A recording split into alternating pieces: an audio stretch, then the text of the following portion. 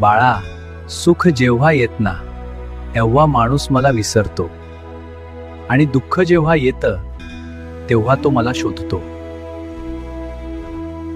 पण तू दोन्ही माझ्यावर सोडलंस म्हणून तू वेगळा आहेस. सुख आलं तर अहंकार वाढू देणार नाही, दुःख आलं तर मन तुटू देणार नाही. ही जबाबदारी आता तर माझी. तुला वाटतं सगळं तुझ्या हातात आहे, पण खरं सांगू, तू फक्त प्रयत्न करतोस, परिणाम मी ठरवतो. कधी आनंद देऊन शिकवतो, कधी वेदना देऊन घडवतो. तुझ्या आयुष्यात जे घडतंय ते शिक्षा नाही, ती तयारी आहे.